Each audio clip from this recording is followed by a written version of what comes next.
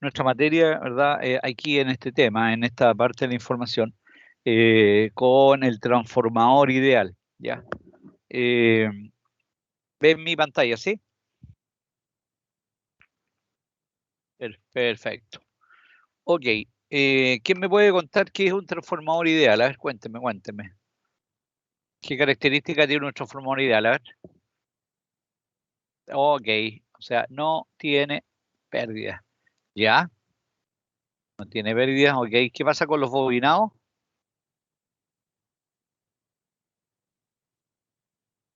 ¿Qué pasa con los bobinados primarios y secundarios, chiquillos? ¿Tienen resistencia o no?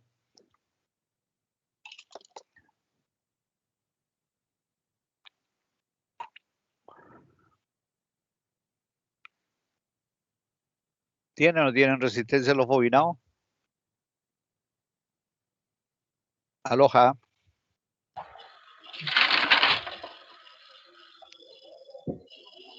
No, pues no tiene resistencia.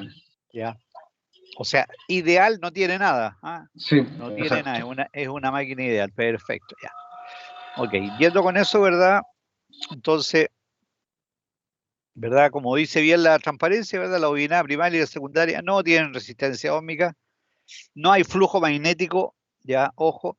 No hay flujo magnético que se arranque, ojo. Ya, en los transformadores reales hay un flujo magnético que se cierra por el aire. Ese flujo magnético que se cierra por el aire se llama, ¿cómo se llama ese flujo? Flujo de dispersión, gracias, flujo de dispersión. Ya. Bueno, dice que no lo tiene, ¿ya? O sea, primero no hay resistencia en la bobina, no hay flujo magnético de dispersión. Por lo tanto, ojo, una bobina, la representación de una bobina sería eso más eso, ¿ya? Eso que está ahí, ¿verdad? Representa la resistencia a la bobina, eso que está ahí, ¿verdad? Representaría el flujo de dispersión, ¿ya? En un transformador ideal eso no existe, por lo tanto, ¿ya? Por lo tanto, eso no está en un transformador ideal, ¿ya? El núcleo es ideal, o sea, no tiene limitación de flujo magnético, le podemos meter todo el flujo magnético que queramos, ¿ya? Y lo último, ¿verdad? Que el flujo magnético no tiene pérdidas por corrientes parásitas ni de histéresis, ¿ya? Eh, no olvidar, chiquillos, que todo núcleo magnético tiene una cantidad finita de líneas de flujo magnético que puede aceptar. ¿Ah? Esa es la densidad de flujo que aceptan los núcleos magnéticos. Por lo tanto, cuando el núcleo magnético se satura, es decir, cuando el magnetismo ocupa todas las líneas de flujo disponibles en el núcleo magnético, ¿verdad? El magnetismo que sobra se empieza a ir por el aire, porque no puede irse por el material magnético. Por lo tanto, cuando yo les mostraba la curva de magnetización de un núcleo magnético, ¿verdad? Un núcleo magnético se magnetiza así, hasta que se satura. Ahí, ¿verdad? En ese punto ya no le caen más líneas de flujo y ahí, ¿verdad? Sigue la tendencia del aire. Por lo tanto, la saturación de un núcleo es cuando el núcleo magnético lisa y llanamente no puede conducir más líneas de fuerza o más líneas de flujo. ¿Ya? ¿Y qué son las líneas de flujo, verdad? Son verdaderamente como esas limaduras que se ponen alrededor de un imán, ¿verdad? Uno coloca un papel, ¿verdad? Y uno ve el espectro magnético. ¿Ya? Esa es la saturación, no lo olviden como concepto. Bien, entonces tenemos este núcleo magnético, ¿verdad? Perdón, transformador ideal, luego en un transformador ideal, ¿qué cosas se dan implícitas? ¿Ya? Primero, ¿verdad? Primero que el voltaje de entrada, este es el voltaje de la fuente de energía, ¿verdad? Esta es la FEN autoinducida, ¿verdad? Esta es la FEN inducida en el secundario y este es el voltaje de salida del transformador. O sea, en un transformador ideal, entonces tenemos ¿qué cosa? Tenemos el voltaje de entrada, tenemos el voltaje autoinducido, tenemos la tensión inducida en el secundario, que es la tensión de salida, ¿verdad? Y tenemos el voltaje en los bornes. Ya, este voltaje y ese voltaje no son iguales en un transformador real. En un transformador ideal sí, porque no hay resistencia ni hay reactancia en el camino. Por lo tanto, en un transformador ideal, ¿verdad? Se da que el B1 es igual al E1, ¿verdad? Y que el B2 es igual al E2. ¿Ok? O sea que, por lo tanto, es válido decir, ¿ya? Es válido decir que el voltaje 1 y igual al E1 y el B2 igual al E2. Luego tenemos, ¿verdad?, que si los voltajes son iguales, tenemos las razones de transformación, ¿ya? Por definición, la razón de transformación, ¿qué es? Es la razón entre el número de espiras, ¿ya? En el número de espiras, o sea,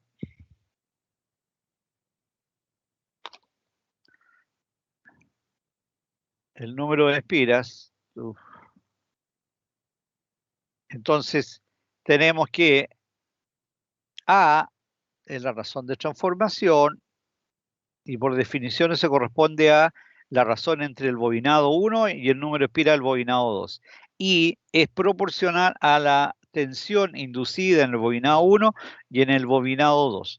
Como estamos hablando de un transformador ideal, el E1 es igual al E1, por lo tanto yo puedo tomar el E1 y reemplazarlo por B1, y el E2 es igual al B2, por lo tanto donde aparece E2 yo reemplazo B2.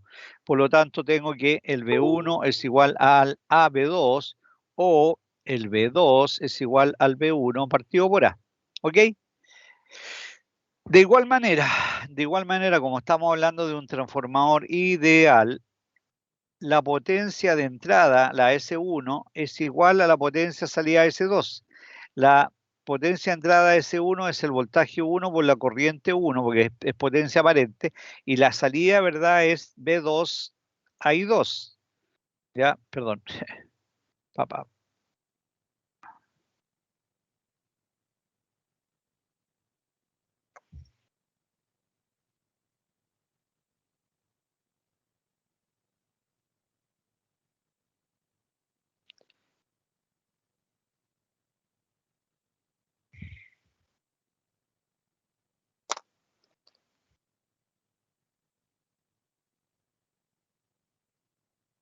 Entonces, decía que la potencia salida es B2 y 2. Por lo tanto, si S1 igual a S2, voy a tener que B1 y 1 es igual a B2 y 2.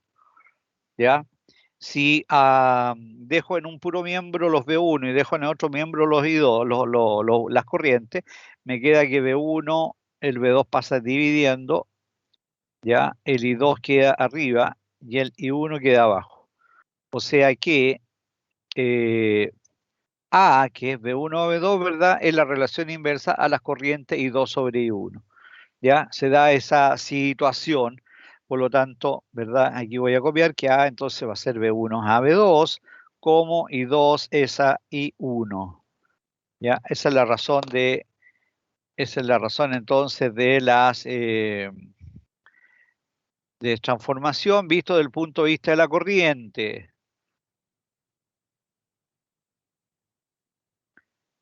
Ahora, ¿para qué me va a servir eso, verdad? Para sacar la relación entre cuando vaya ahora al circuito real de mi transformador.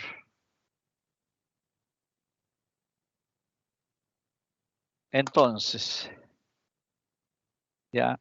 Según la condición del transformador, si el voltaje de entrada es más grande que el voltaje de salida, si el voltaje de entrada es más grande que el voltaje de salida, evidentemente B1 partido por B2 va a ser mayor que 1. Entonces ahí se va a hablar que vamos a hablar de, o vamos a estar comentando que estamos en presencia de un transformador que es reductor. Si el voltaje de salida es más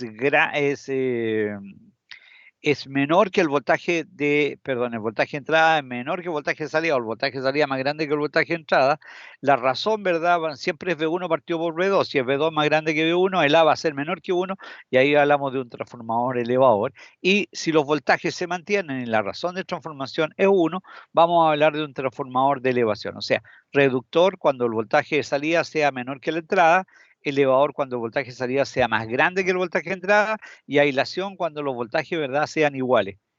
Entonces, la razón de transformación ya define una suerte de clasificación de los transformadores. No todos los transformadores cumplen con la misma función. ¿Ya? Los reductores para disminuir voltaje, los elevadores para subirla, y los de aislación, ¿verdad?, para protección. Entonces, si tenemos ahora el transformador monofásico ideal con carga,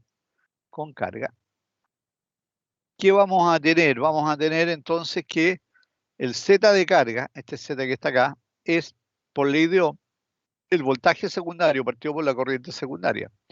Por razón de transformación, yo sé que el V2, ¿verdad? El V2 es como el V1 partido por A, y el I2 es igual a I1. Esto viene de la razón de transformación, ni más ni menos. Por lo tanto, yo puedo reemplazar el V2 por su razón V1 partido por A y puedo reemplazar el I2 por la razón A y 1. Si yo simplifico, ¿qué me va a quedar? Me va a quedar V1 partido por I1 y el A, ¿verdad? Me va a quedar como un A cuadrado y me va a quedar acá abajo. Por lo tanto, el V1 y 1, el V1 y 1 va a ser, ya, va a ser la impedancia, ya, en estricto rigor, va a ser esa impedancia que ve la red, ese va a ser el ZP, ¿ya? Va a ser la impedancia que ve que ve la red con respecto al transformador, ¿verdad? En referencia a esta carga, o sea, esta carga vista desde el lado primario, ¿verdad? Es el ZCP. Por lo tanto, el Z de carga visto por el lado primario, ¿verdad? Es el Z de carga conectado al lado secundario partido por A cuadrado. Esa es la razón de la carga óhmica, o sea, una impedancia que yo conecte en el devanado secundario, ¿verdad? El lado primario la da a ver como impedancia, ¿verdad? Pero ¿verdad? Afectada por el factor A cuadrado, como aparece aquí en la expresión. ¿Alguien iba a hacer algún comentario? Veamos un ejemplo. Imagínense que yo tengo un Z carga igual a Z carga secundario, igual a 10 ohm, ya, ángulo de 30 grados. La razón de transformación de mi transformador, imagínense que sea 10. O sea, ¿qué significa que sea 10? Que reduce el voltaje en 10 veces, ¿verdad? Por lo tanto, el Z de carga visto desde el lado primario sería el Z de carga, ya, visto por el secundario dividido por la razón al cuadrado. O sea, sería igual a 10 ángulo de 30 grados dividido por la razón A al cuadrado, 10 elevado al cuadrado, o sea, eso 100. Es decir, 10 partido por 100 es 0,1 ángulo de 30 grados. ¿Ya? O sea que si yo a un transformador que tiene A igual a 10, A igual 10, ¿ya? Y le conecto una carga acá de 10 ohm, de 10 ángulo 30, ¿verdad? Visto desde el lado primario, ¿verdad? La carga va a valer 0,1 con ángulo de 30 grados. Eso está diciendo esta ecuación, ¿ya? Eso es lo que está diciendo. Es decir, que la imagen, ¿verdad? Que yo veo de la carga vista desde el lado primario es al valor del lado secundario dividido por la razón de transformación al cuadrado, como es lo que aparece aquí. ¿Ya? Déjenlo anotadito eso, ¿eh? Déjenlo anotado. Esa es la imagen que ve, vuelvo a insistir, la fuente que está alimentando mi transformador, ¿verdad? Lo que está viendo es una impedancia, está viendo una impedancia, ¿verdad? De este valor partido por el ángulo, ¿ya?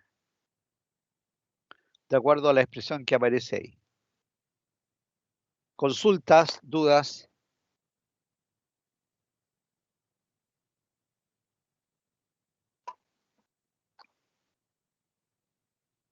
¿Alguna duda, consulta, chiquillos? ¿No?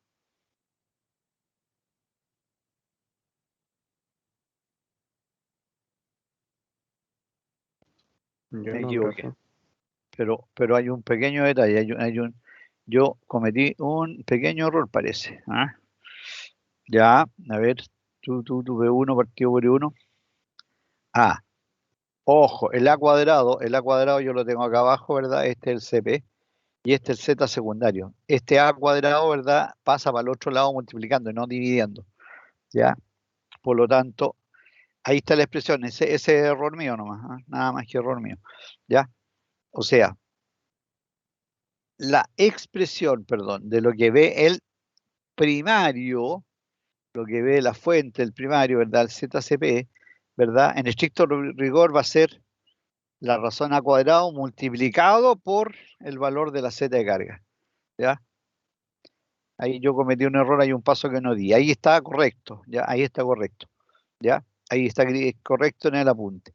O sea, el Z de carga, entonces, ¿verdad? El Z de carga va a ser en estricto rigor lo que vea el primario, ¿verdad? Va a ser lo que está conectado al secundario multiplicado por A cuadrado. O sea, si volvemos al ejemplo, el Z de carga, 10, ángulo de 30 grados, Z carga en el secundario, A igual a 10, ¿verdad? El Z de carga, pero ahora visto el primario, o sea, lo que ve la fuente que está alimentando mi transformador, sería la razón A cuadrado por el Z de carga secundario, o sea, 10 al cuadrado multiplicado por 10, ángulo de 30. ¿Ya? Y ahí sería 100 por 10, eso sería igual a 1000, ángulo de 30 grados. Eso es muy correcto, ¿por qué? Porque este lado, ¿verdad? Si la razón es mayor que 1, ese es el lado AT y este es el lado BT. Por lo tanto, la corriente que yo voy a ver por el primario al conectarle una carga al lado secundario, ¿verdad? Tiene que ser proporcionalmente mucho menor a la corriente que va a circular por acá. Por ende, la impedancia que yo voy a ver desde este lado tiene que ser mucho más grande, ¿verdad? Para que la corriente aquí esté limitada porque este es el lado de alta. Y la característica del lado de alta es una baja corriente, ¿ya? Es una baja corriente que se produce en el transformador. Disculpen el lapsus, pero ese era es la razón de la relación entre primario y secundario. A al cuadrado. Por lo tanto, sí podemos, ¿verdad? Sí podemos entonces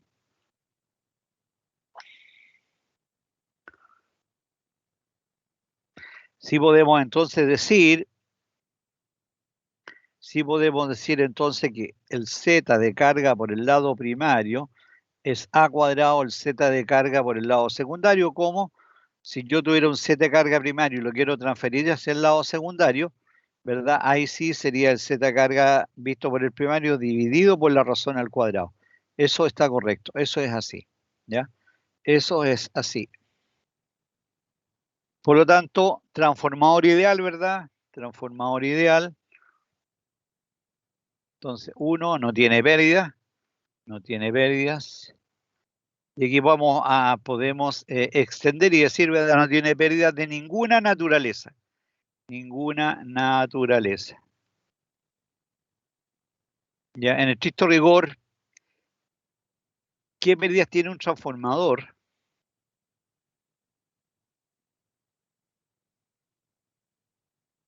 ¿Qué pérdidas tendría un transformador, verdad? Primero habría que decir, tiene pérdidas en el núcleo. Pérdidas en el núcleo. ¿Por qué tiene pérdidas en el núcleo, verdad? Porque en el núcleo se calienta, ¿o no? ¿Se calientan los núcleos de las máquinas eléctricas, chiquillos? ¿Sí o no? Sí, ¿no es cierto? Sí. ¿Por Sí. qué pérdidas? ¿Por qué se calientan? Efecto Joule. No. Por las pérdidas parásitas. Parásitas o Foucault, no lo olviden. Foucault, Foucault. Pérdidas parásitas o Foucault, que significa que son corrientes inducidas que se cortocircuitan en las láminas metálicas, ¿verdad?, del núcleo y generan calentamiento. ¿Ya? Esa es una pérdida. La otra pérdida en el núcleo, ¿verdad?, es las pérdidas de histéresis. Histéresis. ¿Y qué es lo que es la histéresis? Es la magnetización y desmagnetización del núcleo. Ahí hay dos pérdidas, ¿ya? Aquí no hay pérdidas mecánicas, porque en los motores hay pérdidas mecánicas, ¿ya? ¿Y qué otra pérdida importante podrá tener un transformador? Hay unas pérdidas grandototas, que son las pérdidas Julio. ¿Se acuerdan de las pérdidas Julio, no? Chiquillos, ¿qué eran las pérdidas Julio? No recuerdo, profe. Las RI cuadrado, pues chiquillos. Siempre que haya una resistencia en presencia de la circulación de una corriente, ¿verdad? Esa resistencia se va a comportar como un calefactor. Y por lo tanto, la potencia que se va a disipar en esa resistencia es el producto de R por I cuadrado. O sea, toda vez que un conductor tenga resistencia, se va a calentar. ¿Por qué? Por la corriente que lo está atravesando. ¿Ya? Y ese calentamiento va a ser proporcional al valor de la resistencia y al cuadrado de la corriente que pasa por el conductor. Pérdidas R cuadrado. ¿Ya?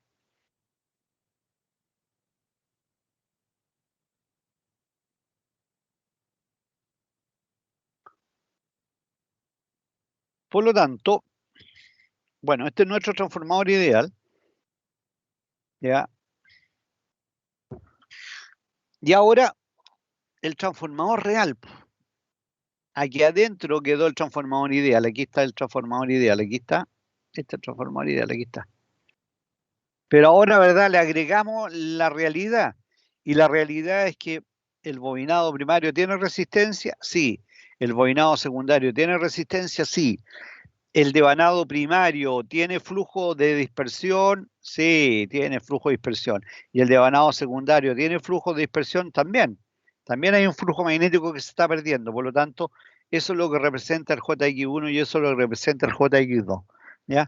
Ya son las pérdidas de magnetismo, ¿verdad? Residual que está presente en el trap. Y aquí, ¿verdad? Tenemos la rama de excitación. Estas son las pérdidas del núcleo. Estas son las pérdidas del núcleo.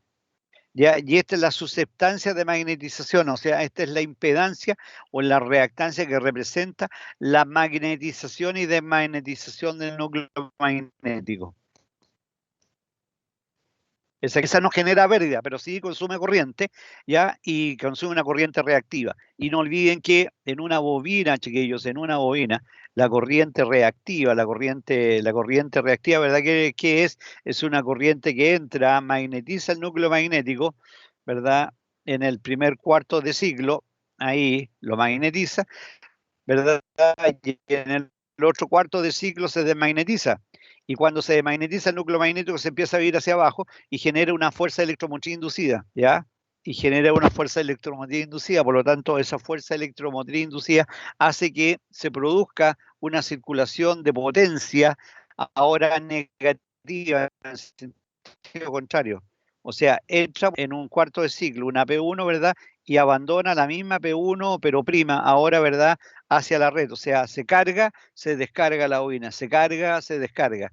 Entonces, en un cuarto de ciclo se carga, en un cuarto de ciclo siguiente se descarga. Después se vuelve a cargar, ¿verdad? Y después se vuelve a descargar. Eso pasa en los núcleos magnéticos, eso pasa, perdón, en las bobinas, en los circuitos magnéticos. Y por lo tanto, eso representa, ¿ya? Esa es la susceptancia de magnetización que está aquí. Está representando la magnetización del núcleo magnético. Entonces, un transformador real va a tener un bobinado primario que tiene resistencia, que tiene reactancia, un bobinado secundario que tiene resistencia, que tiene reactancia. ¿Ya? Y el circuito de excitación. ¿Ya? El circuito de excitación. Este circuito de excitación siempre está activo, porque depende de qué. Este circuito depende, ¿verdad? Depende de las pérdidas que se van a producir en el núcleo magnético del transformador, pérdidas parásitas y las pérdidas de la curva histéresis, ¿verdad? Y la corriente reactiva que va a pasar por la susceptancia de magnetización que representa la magnetización del núcleo, ¿ya?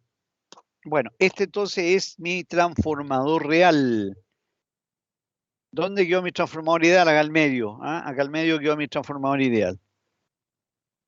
Ahora, por efecto de facilidad de cálculo, la impedancia, bien digo, de magnetización que está en este lugar, que estaba físicamente en este lugar, ¿verdad? Se desplaza hacia la entrada del transformador del circuito equivalente, esto es el circuito equivalente, ya, para efectos de cálculo, para simplificar el cálculo, porque aquí se produce una pérdida mínima, y por lo tanto, ¿verdad? Se saca de este nodo y se coloca en el nodo inicial. Este ya correspondería a un circuito equivalente aproximado con la rama de excitación afuera.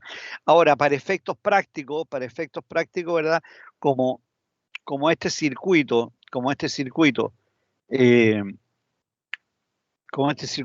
ocupa o consume niveles súper bajos de potencia, entonces se acostumbra ya a trabajar con este circuito equivalente. ¿Ya? Con este circuito equivalente. Y este circuito equivalente, ojo, no tiene la rama de excitación. La rama de excitación se omite, ¿ya? Porque la variabilidad, la presencia de corriente, ¿verdad? Es extremadamente bajo, por lo tanto, ya se suele omitir en los cálculos.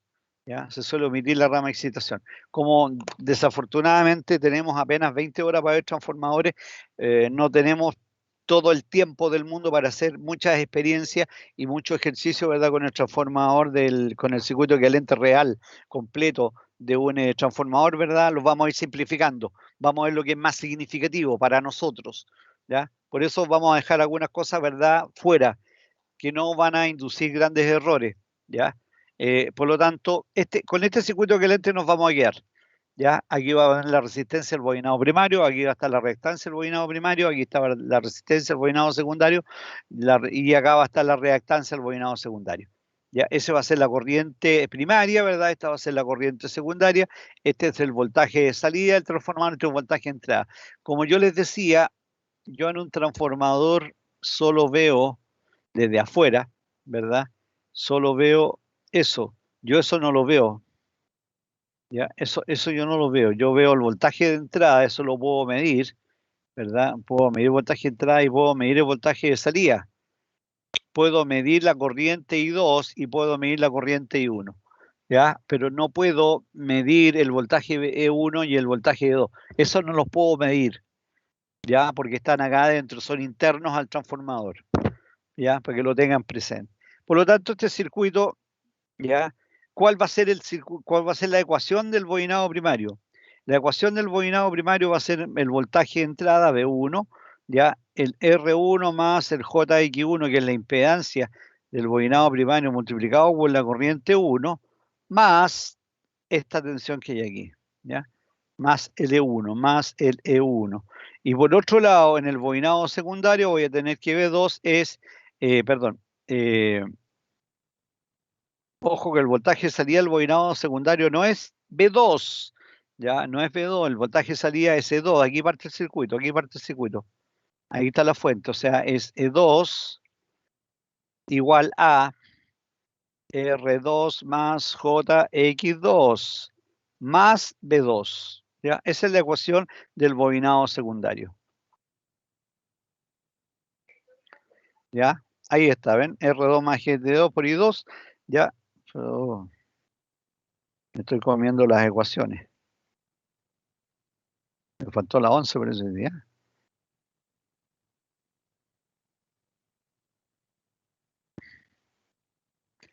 Ya, ahí está la ecuación del bobinado secundario primario, bobinado secundario acá.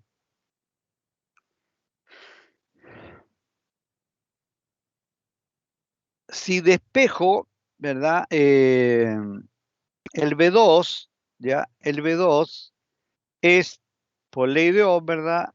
El B2 es el Z2 multiplicado por la corriente 2. Y eso es lo que se coloca aquí. Se hace el reemplazo entonces de B2 por Z carga por I2. Entonces, las ecuaciones primarias, ¿ya? Y la ecuación secundaria, E2, R2, GT2 más I2 por el Z carga. Pero ojo, el E1 es AE2. El E1, ¿verdad? Es A veces E2. No olviden que A es E1 a E2. Por lo tanto, el E1, ¿verdad? Va a ser A veces E2. Por lo tanto, en la malla del primario, noten ustedes que el E1 se reemplaza por la expresión AE2, ¿ya? Porque ese es el E1, y el E1 en función, perdón, bien digo, el E1 en función del E2, ¿verdad? Es A veces E2. Entonces, yo digo B1, R1 más JQ1, esa es la expresión que está aquí, ¿verdad? A y E2, ahí está el E2. Pero el E2 vale R2 más JX2 por I2 más Z carga por I2. O sea, el E2 vale R2 más JX2 por I2 más Z de carga por I2. ¿Ya? Todo eso multiplicado por A. Entonces, tengo R1 más JX1 por I1 más AR2 más JX2 por I2 más A por Z carga por I2. Eso trae como consecuencia que, ¿verdad? Voy descomponiendo los términos, ¿ya?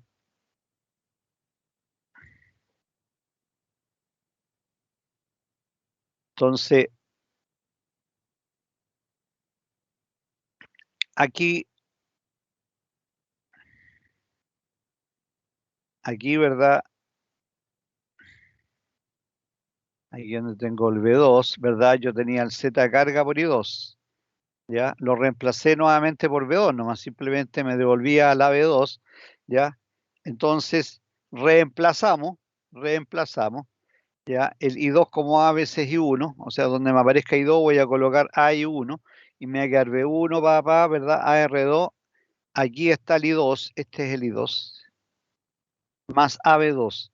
O sea, dejo todo expresado en función de la corriente I1, dejo todo expresado en la corriente I1, ¿ya? Y aquí llego finalmente, ¿verdad? Si ustedes ven, esto está multiplicado por I1, aquí tengo un A cuadrado por R2, JX2 I1 más AB2, o sea, llego a un R1 más JX1 más un A cuadrado R2 más un A cuadrado JX2, todo multiplicado por I1 más AB2. Si yo saco factor común, los R1 más los R2, ¿verdad? Me va a quedar que, ¿ya? Que el R1 más A cuadrado de R2, yo lo voy a llamar R equivalente visto por el lado primario, ¿ya? Y este X1 más A cuadrado X2 lo voy a llamar un X equivalente visto por el lado primario. Entonces, ese va a ser el R equivalente, R1 más A cuadrado R2, y el X equivalente va a ser un X1 más A cuadrado X2. Y finalmente voy a llegar a un B1 igual a un R equivalente más J equivalente por I1 más AB2. O sea que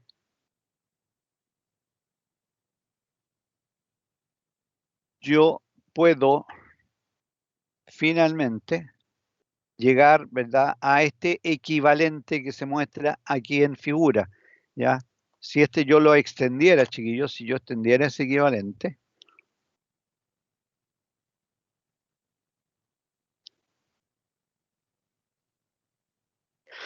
si yo extendiera ese circuito equivalente,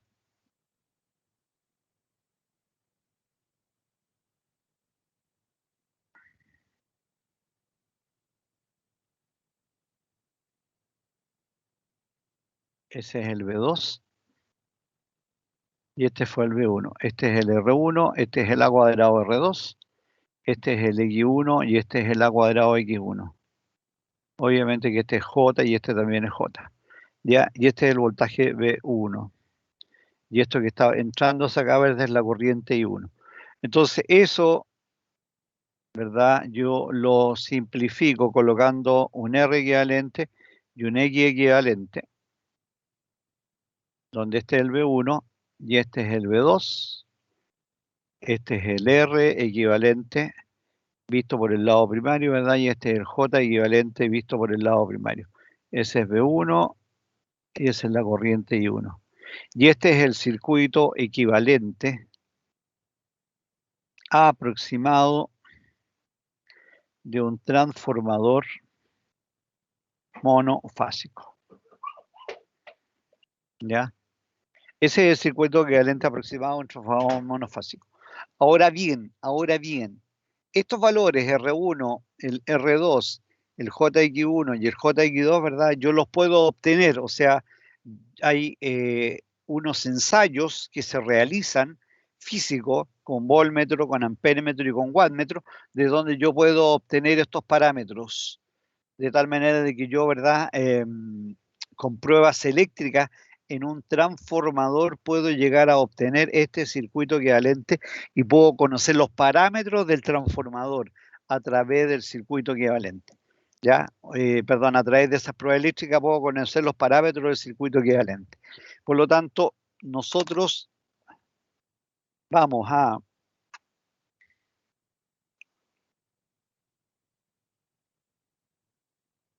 ¿ya? Vamos a revisar cuáles son las pruebas que se le realizan a un transformador para poder llegar a conocer estos parámetros, para poder llegar a conocer los parámetros del R equivalente, del J equivalente, ¿verdad? Como también llegar a conocer los parámetros del circuito de excitación. ¿Dudas, chicos? ¿Consultas?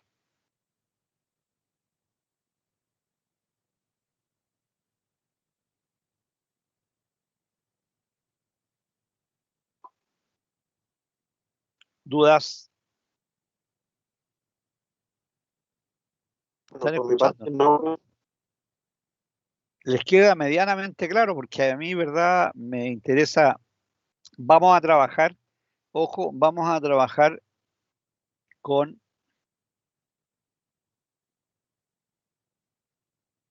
¿ya? Vamos a trabajar con este circuito equivalente, ¿ya? Con este circuito equivalente. De tal manera que a este circuito equivalente le vamos a poner valores, ¿ya? Y al ponerle valores, ¿verdad? Yo voy a someter teóricamente a mi transformador a cargas, a distintas cargas. Y voy a ver el comportamiento de la corriente y de los voltajes de entrada y los voltajes de salida y las potencias de entrada y las potencias de salida en mi transformador, ¿ya? En mi transformador. Por lo tanto, este es el circuito equivalente, ¿ya? Hacia este circuito vamos a caminar. No olviden que este circuito equivalente en alguna medida viene de esta condición, ¿ya? Viene de esta condición. Aquí hay un transformador, ¿verdad?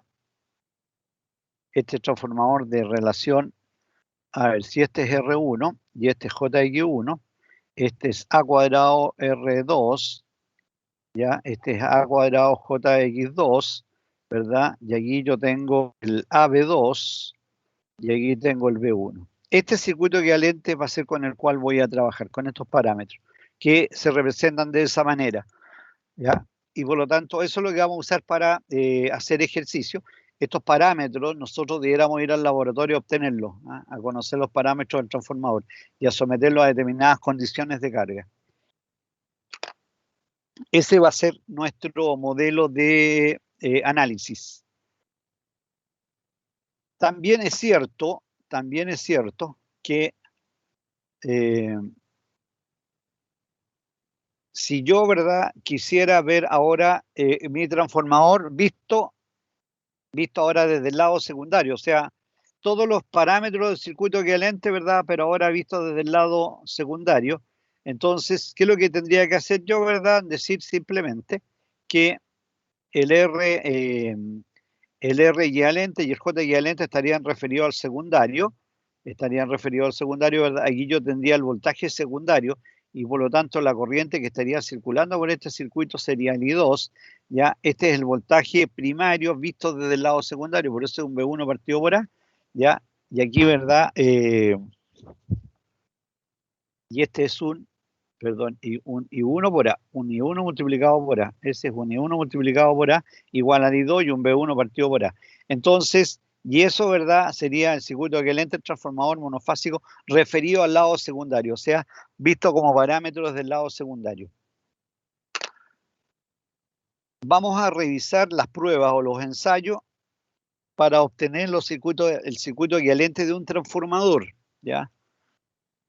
Los ensayos del transformador para obtener los circuitos equivalentes.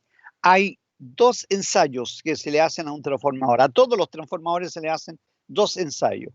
Un ensayo es el denominado ensayo de vacío y el otro es el ensayo de cortocircuito.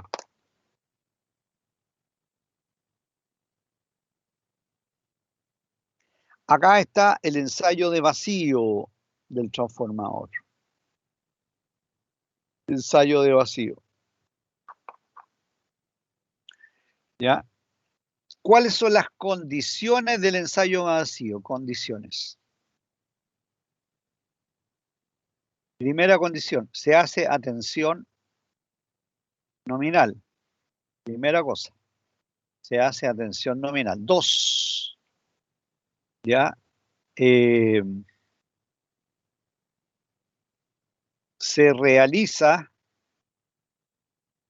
por el lado de BT. O sea, el ensayo de vacío de un transformador se hace con tensión nominal, ¿verdad? Tema número 1. Número 2, se realiza por el lado de baja tensión. Por el lado de baja tensión. Tercero, ahora, el lado de baja tensión puede ser el lado primario o puede ser el secundario. Si es un transformador reductor, el lado de baja es el secundario. Si es un transformador elevador, el lado de baja tensión es el primario, ¿ya? Por lo tanto, esta prueba de vacío, ¿ya? Se realiza, ¿verdad?, por el lado de baja tensión, o sea, por el lado en que el transformador tenga menos voltaje, ahí se le coloca, ¿verdad?, ahí se hace el ensayo. Entonces, las condiciones que se hace con tensión nominal se realiza por el lado de menor tensión o de baja tensión. Y tercero, se obtiene del ensayo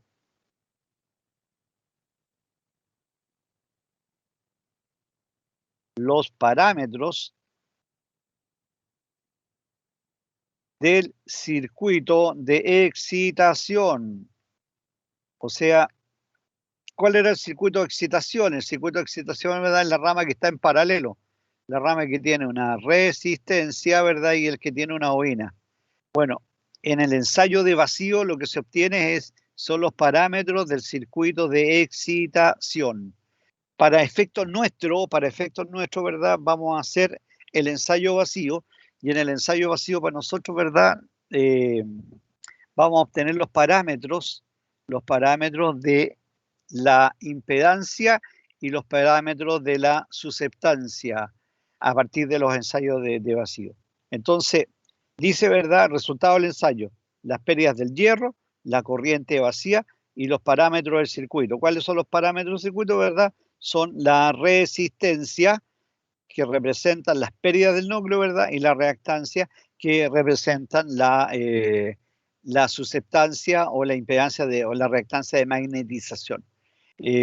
Se hace, bueno, una condición adicional es que se hace a tensión nominal, pero el devanado que queda libre, ¿verdad?, tiene que estar abierto, es súper importante, tiene que estar abierto, no puede estar conectado, ahí no hay nada, simplemente están los conectores abiertos. Y obviamente se hace a tensión y a frecuencia, obvio, nominal, ¿ah? A tensión nominal. ¿Ya? Eso es el punto de vista del ensayo del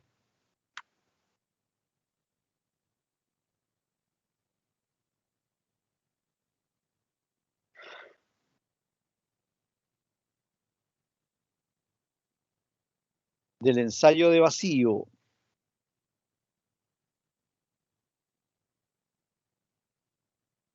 La otra prueba, ¿ya?, la otra prueba que se le hace a los transformadores es el ensayo de cortocircuito. Ensayo de cortocircuito.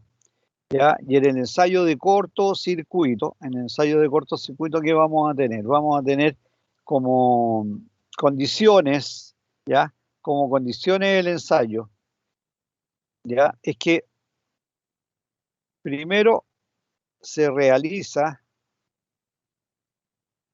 por el lado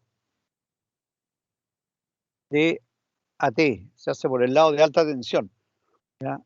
O sea, se hace por el bobinado de alta tensión que tenga el transformador. 2, se realiza a corriente nominal, o sea, se hace con la corriente nominal. Y 3, el bobinado libre se cortocircuita.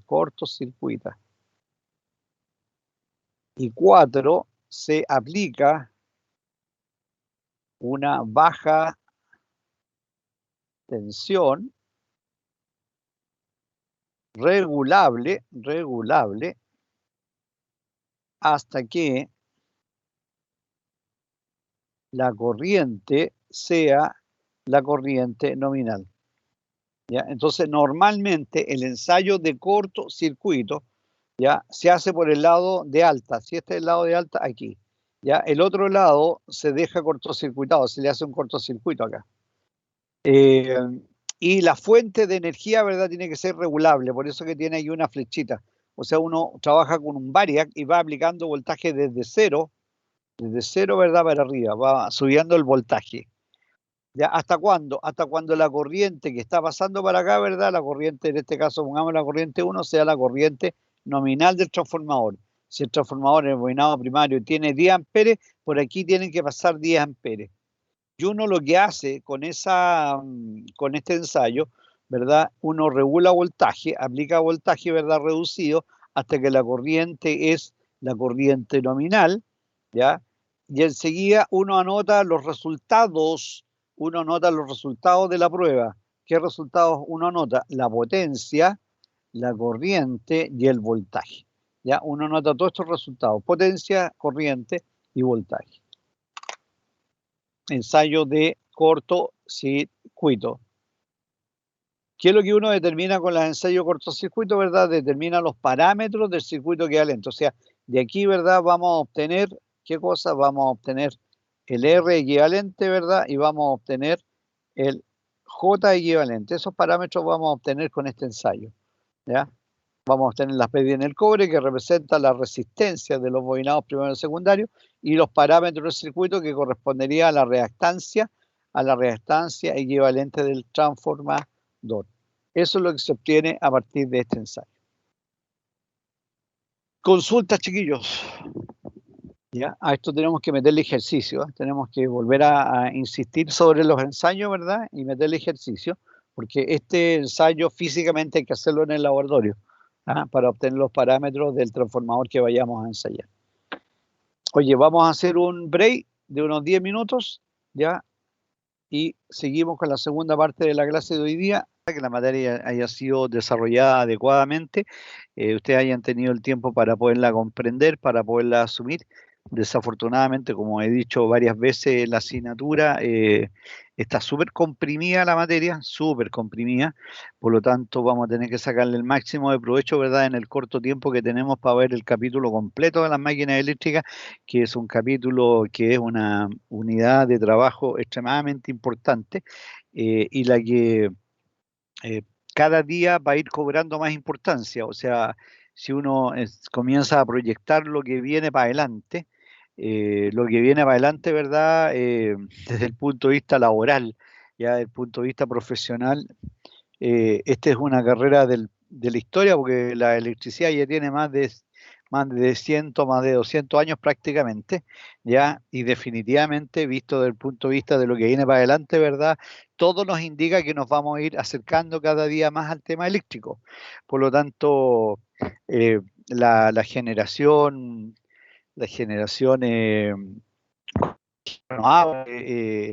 el uso de la huella de carbono, es decir, hay una cantidad de cosas asociadas al ecosistema del planeta y que está íntimamente ligado con esta forma de energía. Así como leía por ahí, que seguramente ustedes también lo han visto, algunos artículos que dicen que el cobre, ya en el mediano plazo, ¿verdad?, va a alcanzar valores realmente fuera de toda la historia, ya a raíz de que viene todo este boom de las energías renovables, de las energías limpias, del uso de la electromovilidad, etcétera, etcétera, ya, de aquí al año 30, al año 2040, en el mundo ya prácticamente no debieran quedar vehículos que no se movilicen, que no se desplacen, ¿verdad?, utilizando la energía eléctrica. Por lo tanto, leía por ahí en parte de la historia que uno de los primeros precursores de la industria automotriz, ¿verdad?, por allá por los inicios del 1800, generó un vehículo, ¿verdad?, que se movía con motores eléctricos. Primero tenía el doble de la carruaje de la época, y segundo, ¿verdad?, se movía al doble de la velocidad que se movía un carruaje de la época, ¿ya?, con motores eléctricos. O sea, el desarrollo de la electromovilidad es un desarrollo que ya tiene 200 años de historia. Lo que pasa es que ingresó al mercado, ¿verdad?, el tema de la combustión interna, y como el tema de la combustión interna tenía el tema de la autonomía, que tenía mucho más autonomía que lo que alcanzaba un vehículo eléctrico, alcanzaba mayor versatilidad, velocidad, etcétera, muchas cosas que evidentemente no se siguieron desarrollando en los vehículos eléctricos por un tema de mercado, por un tema económico de por medio, ¿verdad? Y que había en ese instante una situación de contaminación cero, por lo tanto le dieron, ¿verdad? Y se postergó absolutamente todo el desarrollo de la electromovilidad, pero todo el desarrollo. Bueno, ahora se están volviendo a redescubrir, entre otros, ¿verdad?, almacenadores de energía que están basados en parte en lo que es la historia de la electricidad. baterías de fierro-níquel, por ejemplo, baterías que tienen una durabilidad del orden de los 30 años. Imagínense lo que significa para la industria de la electromovilidad tener baterías que duren 30 años. El gran drama que tenemos hoy en día es que las baterías de plomo ácido tienen una vida útil que con suerte alcanza los 2 años. O sea, uno de los grandes problemas que vamos a tener, ¿verdad?, el día de mañana cuando logremos, cuando ustedes logren, porque yo no sé si lo voy a alcanzar en historia, ¿verdad?, tener un vehículo eléctrico, va a ser el tema que las baterías, ¿verdad?, van a tener que renovarlas cada cierta cantidad de años. O sea, un motor eléctrico bien mantenido, sobre todo con las tecnologías, lo que se están haciendo, van a durar sin ningún problema, ¿verdad?, 1.000.000 de kilómetros, pero sin embargo las baterías, ¿verdad?, se van a morir mucho antes. Y las baterías que van a ser toda la vida, toda la masa de un vehículo eléctrico, ¿verdad?, va a costar una porrada de plata, ¿ah? Porque por tecnología cuestan súper caro. Yo en lo particular trabajé hace un par de años atrás, estuve como 5 años trabajando en un data center, y en un data center de última generación, que era el data center que tenía HP en Chile. Teníamos una sala de UPS donde había 1 mega de potencia instalado, 1 mega de batería. Imagínense lo que es una sala, ¿verdad?, que tenga 1 mega de energía guardada ahí, ¿ya? Y esas baterías, ¿no es cierto?, a los 3, 4 años empezaban a tener problemas y había que empezarlas a reemplazar. Entonces estábamos con tecnología de punta, ¿verdad?, y con baterías que no duraban más de 3 a 4 años. Con baterías que duren 30 años, o sea, van a ser infinitas, van a durar lo que dure un vehículo. Entonces, y esas son tecnologías que fueron descubiertas hace 200 años. O sea, lo que viene para adelante, chiquillos, definitivamente, así como el futuro auspicioso que tiene el cobre en los próximos 30 años, ¿verdad?, el futuro auspicioso que tiene nuestra profesión en el futuro, ¿verdad?, inmediato y a mediano plazo, yo diría que va a ser realmente vertiginoso. Todo va a derivar al tema eléctrico, todo. Bueno, ya hoy en día está en manos de la electricidad, pero bueno, en un fuerte, ¿verdad?, que era la movilidad, ¿verdad?, también va a volver al tema eléctrico, y eh, hay vehículos que el desplazamiento que tienen con un motor eléctrico es 1000 veces más que con un motor de combustión interna. Entonces, eh, todo lo que diga relación con la transformación, con la conversión de la electricidad en energía mecánica, de la energía mecánica en electricidad, de transformar niveles de voltaje de grandes volúmenes, ya todavía lo eficientes son las máquinas eléctricas. Por lo tanto, las máquinas eléctricas no van a parar aquí. O sea, que lo que quiero decirles con esto, chicos, lo que les quiero decir es que las máquinas eléctricas, ¿verdad?, el futuro de la tecnología está en manos de la energía eléctrica, y si está en manos de la energía eléctrica, las máquinas eléctricas absolutamente tienen muchísimo que ver con este tema. O sea, todo lo que sea movilidad, todo lo que sea convertir la energía eléctrica en energía mecánica, ¿verdad?, máquinas eléctricas. Todo lo que sea en trabajar, en traer desde grandes centros de generación energía eléctrica a grandes distancias, transformadores. O sea, los transformadores, los motores, los generadores van a estar ya y van a seguir estando, ¿verdad?, absolutamente en la palestra. Una de las maneras, hay máquinas que son reversibles, y que son las máquinas que justamente están usando la electromovilidad, en que si yo vengo bajando, ¿verdad?, una pendiente, aprovecho la energía de la pendiente, vuelvo a regenerar y vuelvo a cargar mis baterías. Los autos híbridos también, ¿verdad?, autos que son de benzina y eléctrico, que están utilizando en forma bivalente, digamos, ambas formas de energía para optimizar el rendimiento de los vehículos. Entonces, de todas maneras, chicos, ¿verdad? Y es el aviso que les quiero pasar. Estas máquinas eléctricas, ¿verdad?, para ustedes, que sean el inicio, ¿ya?, de la información. Hay muchísima información en línea, en libros, en internet, ¿verdad? Ganen experiencia, ganen competencia en las máquinas eléctricas, porque el futuro de nuestro planeta, el futuro energético, está en manos de la energía eléctrica, definitivamente. O sea, vamos para allá, se nos va a acabar el petróleo, ¿verdad? Y lo que va a seguir funcionando van a ser los vehículos eléctricos. Por lo tanto, desde que salgamos de la casa, ¿verdad?, desde que nos movilicemos hasta que volvamos a la casa, ¿verdad?, vamos a usar la energía eléctrica en miles de formas, desde el celular, el computador, eh, el aprendizaje, etcétera, etcétera, etcétera, ¿verdad?, energía eléctrica. O sea, estamos en el centro de la tecnología, somos lo que le damos vida a la tecnología, y las máquinas eléctricas, evidentemente, que son nuestros instrumentos, ¿verdad?, para lograr la versatilidad de funciones y de aplicaciones que se pueden dar en las aplicaciones que se van a dar en el futuro y en el presente, ¿verdad? Con respecto al uso de la energía en todos los ámbitos de la tecnología. Así que, chiquillos, no olvidar el mensaje. Lo que vamos a ver aquí, ¿verdad? Es un apéndice. Vamos a hacer un resumen en 80 horas, 90 horas, ver todas las máquinas. Ya es una máquina, es un express de la información, ¿ya? Y nada, pues no se queden con esto porque, vuelvo a insistir, ¿verdad? Sobre todo motores la van a llevar. Definitivamente por dónde va el tema, ¿verdad? Es por los motores. Chiquillos, siguiendo con la materia, ¿verdad? Vamos a reafirmar, vuelvo a insistir, los conceptos circuito equivalente, ¿verdad? Con ejercicio ya a partir de la próxima clase, ¿verdad? Terminemos la materia teórica. Así como los transformadores son esta máquina básica, son este núcleo magnético, son este núcleo magnético, ¿no es cierto? Este núcleo magnético con su binado primario y secundario, donde aquí hay un voltaje de entrada y aquí hay un voltaje de salida, ¿verdad? Aquí hay una corriente de entrada y aquí hay una corriente de salida. Y la función que tiene este transformador, ¿verdad? Es de subir voltaje, de mantener voltaje o de reducir voltaje según sea la aplicación. ¿Ya? Normalmente en el mundo de la tecnología, en el mundo industrial, ¿ya? La electricidad no se usa en forma monofásica, po. La energía, ¿verdad?, se utiliza en forma trifásica.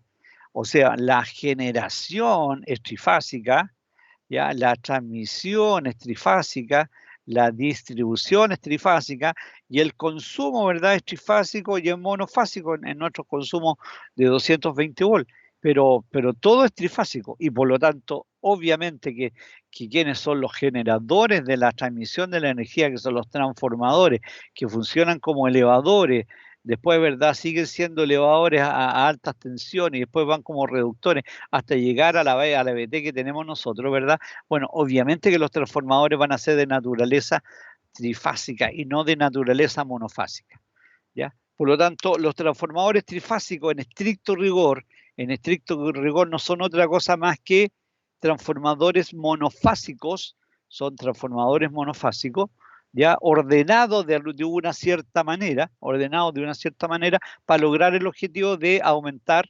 voltaje, ¿verdad? O de disminuir voltaje en las distintas etapas de los sistemas de generación, transmisión y distribución de la energía eléctrica. Entonces, en estricto rigor, uno debería decir que un transformador trifásico, ¿verdad?, es la suma de 1, de 2, es la suma de 3 transformadores. Ahora, todas las máquinas trifásicas, ¿verdad? Todas las máquinas trifásicas, ¿verdad? O los conexionados, ¿verdad?, van a obedecer a dos tipos de conexiones. ¿Cómo se conectan las máquinas en trifásico, chiquillos?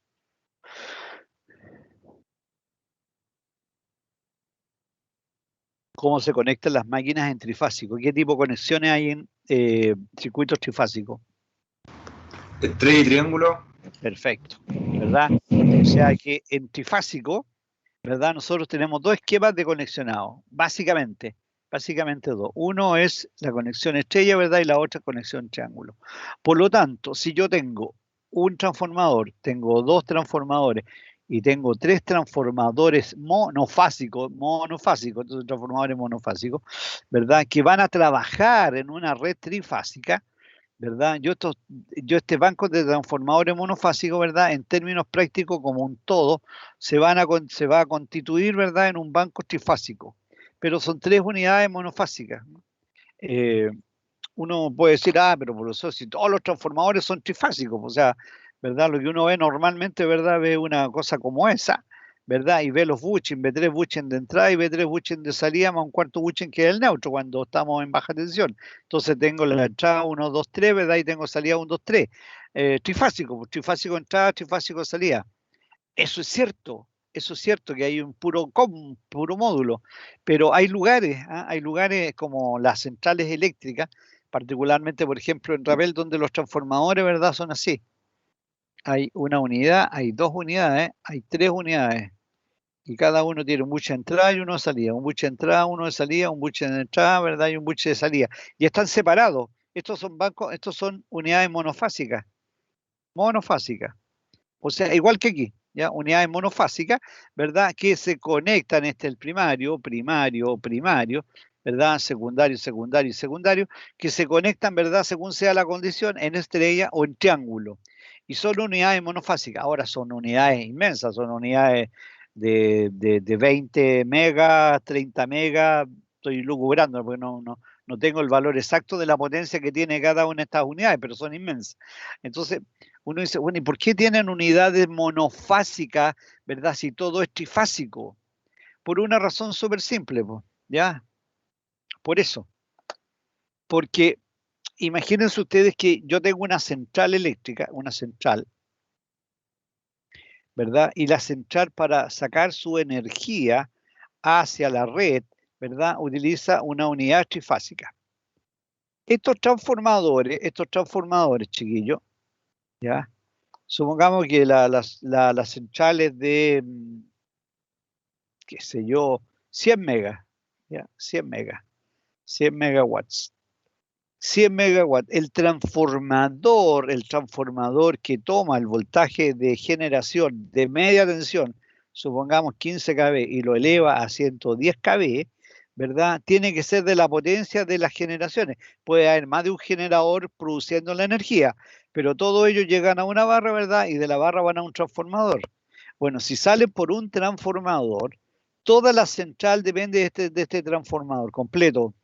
O sea, si este transformador se cortocircuita o le pasa cualquier cosa, ya la central se muere. Entonces, para no dejar fuera de servicio una central, y esa fue la política de, por ejemplo, de Rappel, porque este transformador, chiquillos, para cambiarlo, ¿ah? Un transformador de estas características, estoy colocando cualquier valor, fácilmente una fábrica se puede demorar 90 días en hacerles el transformador. Fácilmente. Y lo más probable es que el transformador no se lo hagan en Chile tampoco. ¿Ya? Nosotros, como yo les he contado, trabajo con empresas sanitarias, unos actuadores que son unos controladores de unas válvulas, ¿verdad? Que tienen motores eléctricos para la apertura y para el cierre de la válvula, ¿ya? Esos actuadores, que son de marca Auma, ¿ya? Se demoran 90 días desde que uno coloca la orden de compra hasta que lo entregan, 90 días. Porque no están en stock, sino que tienen que mandarlos a hacer a la fábrica. Y la fábrica tiene que meterlo en el proceso de producción, ¿verdad? Y tiene que producir, si se demoran 90 días entre que los hacen, los embarcan, ¿verdad? Y los mandan para Chile. 90 días, así de simple. O sea, sáquenle ustedes una foto a nuestros procesos industriales. Todos nuestros procesos industriales tienen equipos que no están en stock. Y si por A, B, C motivo fallan, no tenemos cómo reemplazarlo en el futuro cercano. Así definitivamente ya no hay ni una posibilidad. Entonces a los transformadores les pasa lo mismo. Entonces, ¿qué hace como una central Rappel, verdad? Tiene un par de unidades monofásicas guardadas. No la está usando. ¿Ya? Y esto normalmente les coloco unos rieles, acá abajo vienen unos rieles, de tal manera que si por ese motivo se echó a perder ¿verdad? Lo sacan con la grúa, ¿verdad? Y colocan otro. Y una unidad monofásica es mucho más barato, ¿ya? Es más barato que tener 3 unidades trifásicas en un gran generador. Por un lado espacio y por otro lado por costo, ¿ya? En cambio, imagínense, tiene una unidad trifásica y le falló la unidad trifásica, van a estar 3 meses, por lo menos 3 meses sin poder producir energía, porque el stock de estos aparatos no está, en Chile no existe el repuesto, ¿verdad? Y se van a demorar a lo menos 3 meses en tener un reemplazo. Entonces, bueno, ¿uno puede hacer un banco de transformadores monofásicos y convertirlo en trifásico? Por supuesto que sí, ¿ya? La única precaución que uno tiene que tener al minuto de convertir unidades monofásicas en trifásicas, ¿verdad? Es que las unidades van a tener que, en el lado primario, ¿verdad?, ser asociadas en estrella o en triángulo, y en el lado secundario, ¿verdad?, en estrella o en triángulo. Eso básicamente. ¿Ah? Eso básicamente.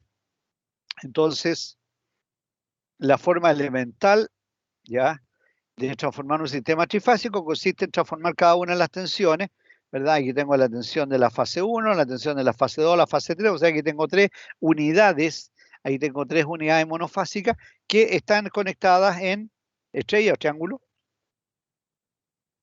¿Cómo está conectado el primario, muchachos? Triángulo. El primario, miren, 1, 2, 3, miren el retorno, 1, Estrella. está en estrella. ¿Ah? Y el secundario, vean el secundario, 1, 2, 3, miren el retorno, 1, 2 y 3. O sea, ¿ya? O sea, la forma más elemental de transformar un sistema trifásico a través de unidades monofásicas, ¿verdad? Es simplemente conectarlos en estrella, Ahora, una cosa que es súper relevante, súper relevante, de que el voltaje, de que el bobinado, este bobinado tiene que ser para el voltaje fase que hay aquí. O sea, este voltaje, ¿verdad? Que el voltaje fase primario tiene que ser al voltaje de línea primario partido por raíz de 3, como el voltaje de fase secundario tiene que ser al voltaje de línea secundario partido por raíz de 3. O sea que si en esta línea el voltaje, imagínense que el voltaje primario, el voltaje de líneas fueran 110 kV. ¿De cuánto deben ser los bobinados? ¿Para qué voltaje deben ser los bobinados del primario? Entonces el voltaje fase del primario deben ser de 110 kV, ¿ya? Dividido por raíz de 3. ¿Y eso da? ¿Cuánto da eso, chicos? 110 partido por raíz de 3, por favor. Ustedes que tienen megas calculadoras ahí, ayúdenme con eso, por favor. Oye, la próxima clase, calculadora lápiz. 63,5. 63,5. O sea que 63,5. O sea que este bobinado debería ser para 63,5 kV. ¿Ya? Esa es la particularidad que tiene el trabajar en estrella, que uno no trabaja a la tensión plena, trabaja a una tensión reducida a la línea partido por raíz de 3. Ahora, ¿qué pasa con la corriente aquí? ¿Qué pasa con la corriente? Si yo utilizo este transformador en estrella, ¿la corriente será mayor o menor que la que va a pasar por los bobinados? Que si yo lo usara en triángulo. ¿Qué creen ustedes?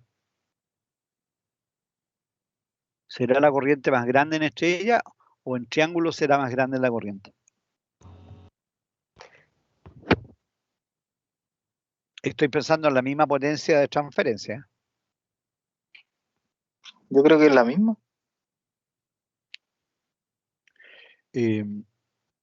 Chiquillos, cuando ustedes quieran transferir potencia, ¿ya? Y tengan un transformador, tengan aquí un transformador, ¿ya? Y yo que tengo potencia y potencia 1, potencia 2. Si yo quiero transferir potencia, ya esta potencia la voy a transformar en voltaje y en corriente, ¿sí? Y la salida obviamente hay que hacer voltaje y corriente. Bueno, si yo quiero que este transformador sea menor la corriente, este bobinado lo voy a poner en delta. O sea, las bobinas, ¿verdad? Van a tener que ser capaces de soportar el voltaje en línea. Y el voltaje en línea, obviamente, que es mayor raíz de 3 veces que el voltaje fase, ¿sí? O sea, si el transformador por el lado primario es 110 kilos, las bobinas deberían ser para 110 kilos. 110 kilos y no para 63,5 kV. ¿Se fijan? Pero, el que yo use bobinas que tienen mayor voltaje, ¿verdad? Trae como inmediata respuesta que la corriente en delta va a ser, ¿verdad? La corriente en estrella partido por raíz de 3, al tiro. O sea, va a haber una disminución de la corriente en la razón raíz de 3. ¿Por qué? Porque el voltaje lo subí en la razón raíz de 3. Por ende, toda vez que ustedes quieran transmitir potencia, y utilicen una máquina cuyos bobinados van a trabajar a más voltaje, esos bobinados van a trabajar con menos corriente.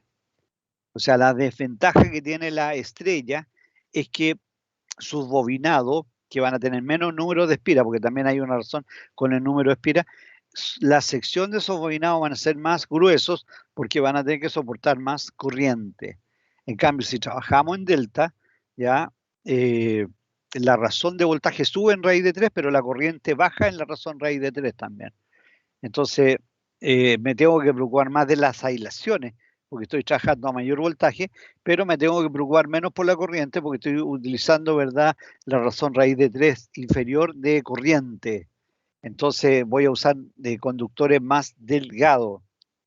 De hecho, miren, sin ir más lejos, imagínense un transformador de 300 kVA,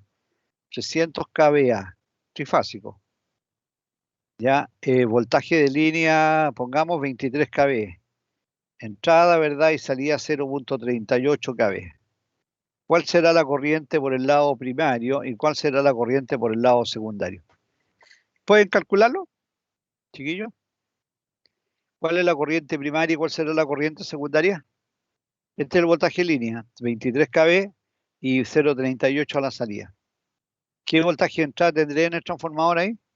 ¿Y qué voltaje de salida, qué corriente de salida tendré acá?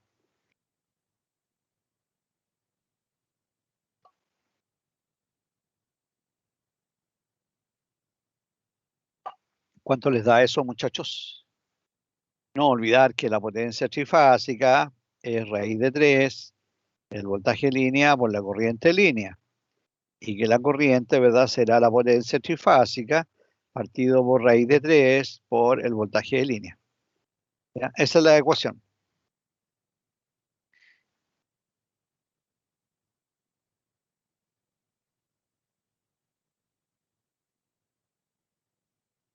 Desde ya yo les podría decir que aproximadamente la corriente secundaria son como 450 amperes. Aproximadamente, no es un valor exacto, pero aproximadamente. Y la corriente primaria de esa no la puedo sacar directa, pero ¿cuánto dio la corriente primaria? Deben ser un par de amperes apenas.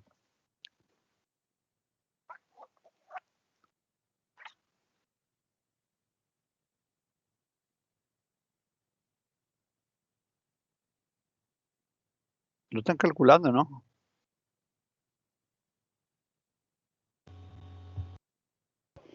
Sí, profe. Ajá.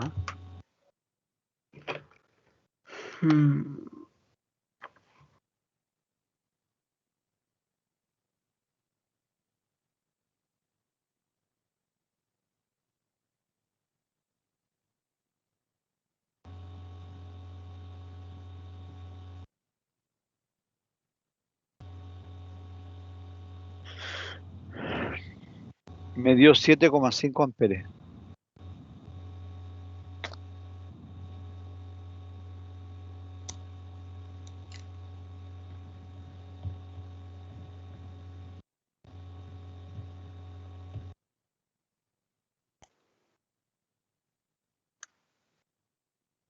Y aquí el valor exacto son 455 amperes.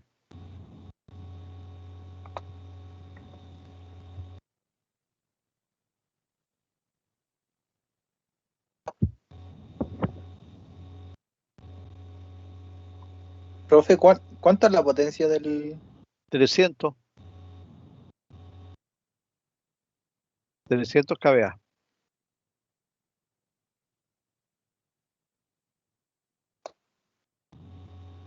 Profe, donde dice BL 23 KB slash. Ajá. ¿Qué sigue Sí.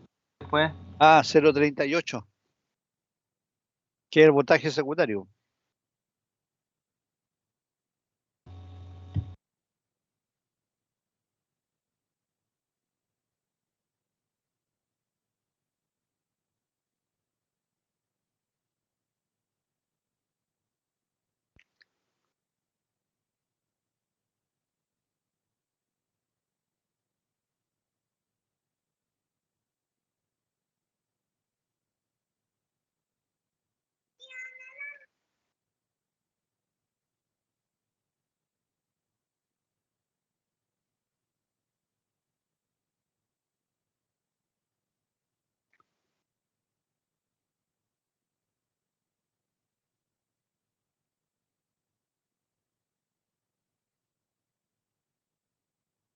¿Sí?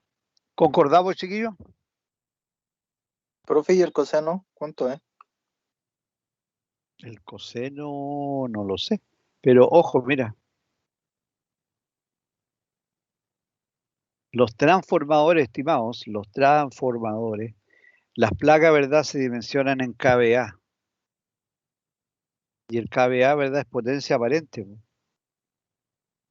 ¿Ya? Y la potencia aparente, ¿verdad? La potencia aparente trifásica es raíz de 3, B de L y de L. Y la potencia monofásica, ¿verdad? En el caso este trifásico, y en el monofásico simplemente voltaje multiplicado por corriente. No utiliza el factor de potencia porque no estamos hablando de potencia, estamos hablando de potencia aparente. ¿Ya? kVA, voltaje vol ampere.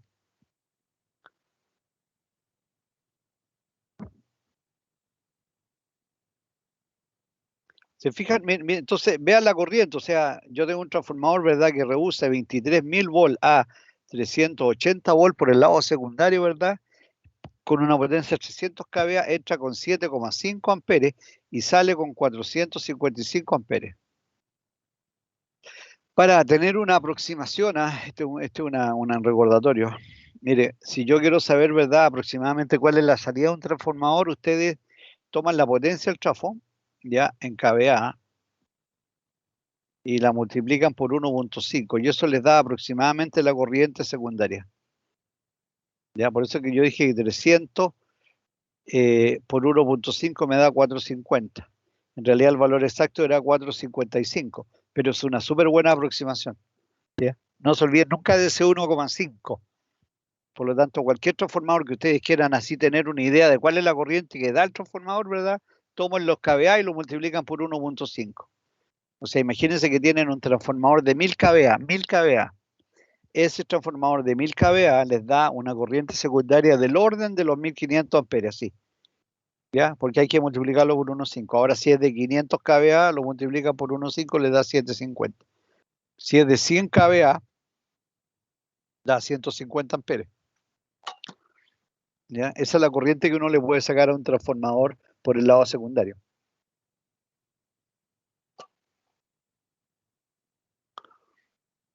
¿Ok? Llegaron a los valores, ¿sí? Profe, Dígame. ese ejercicio podría realizar usted un paso a paso, reemplazando los datos. Sí. Dame un segundo. Dame un segundo, Eli. Sí, profe, porque yo tampoco no entendí bien la fórmula. Ya, vamos a decir que se olvidaron de la fórmula nomás. Chiquillo. Yo tengo un transformador, miren, tengo un transformador de 300 kVA de 23 a 0,38 kV trifásico.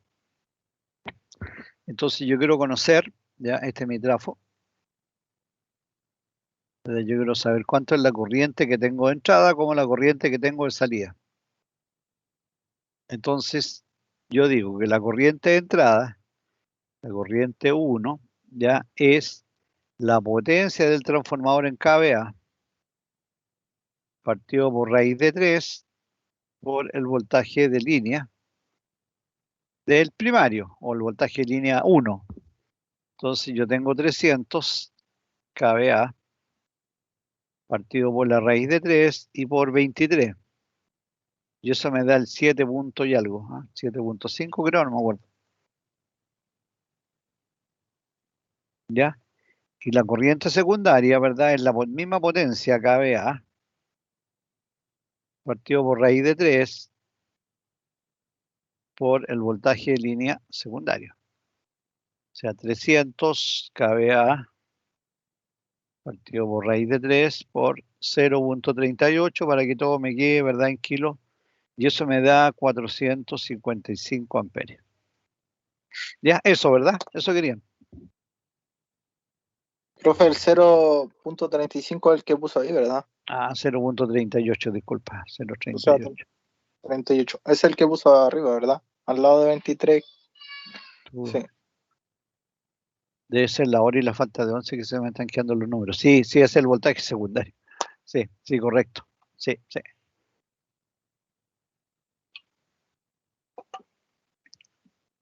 Ya, profesor, ahí los que ¿Ya? claro, yo creo. Ahora sí. ¿Cuánto dio el primario? Me dio 7 y algo, ¿no? 7,5 kV. 7,5 amperes. Oye, niño, súper importante. Mira, lo voy a dejar aquí escrito también para que no se nos olvide. Esto es kV, ¿ya? Y esto también está expresado en kV. Por lo tanto, el kilo con el kilo se me va, kV. ¿Ya? Por eso que puse 300 kV arriba y acá abajo puse 0,38 kV. 23 kV. con el KB de arriba, ¿verdad? El KB se me va con el KB y me queda amper, ¿verdad? Aquí KB con KB me queda amper. ¿Se fijan?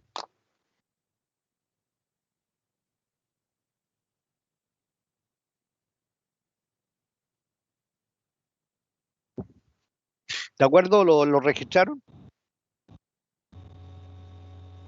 De nuevo. A ver, dime, ¿dónde está tu confusión? Donde va eliminando los KB. Ah, Los ya, KVA. ahí está los KVA, eso que está ahí. Ya, este es el voltaje de línea primario en KB. Ya, este es el voltaje de línea secundario en KB. Ya, y en los KVA, ¿verdad? Yo tomé 300 kVA. Lo dividí por raíz de 3. Voltaje de línea, en el caso primario, ¿verdad? En KB, ¿te fijas? Entonces, KB con KB se van. Perdón.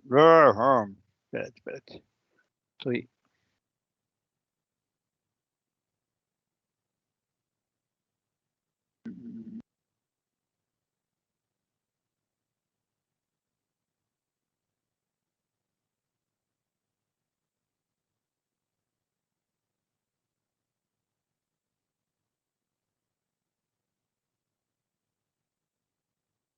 Estoy con el otro. Estoy con este. Está ahí abajo, profe.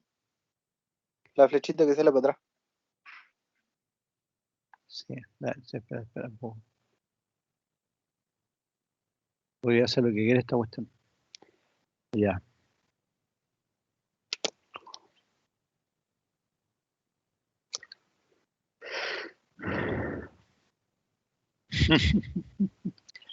Que tengo dos programas superpuestos de mono.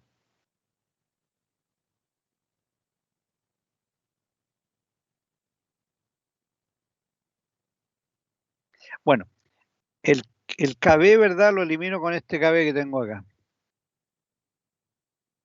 Ese KB con ese KB, ¿verdad? ¿Y con qué me quedo? Me quedo con los amperes. O sea, el resultado ahí queda en amperes. Por eso es que cuando yo tomé, ¿verdad? 300 kVA, lo dividí por raíz de 3 por 23 KB, ¿verdad? El KB con ese KB, ¿verdad? Y me quedó, mira, me quedó el 7,5 amperes. ¿Ya? ¿Ok? Ok, pues. Sí, Listo, profe. chiquillos. Ok. Ya. Entonces,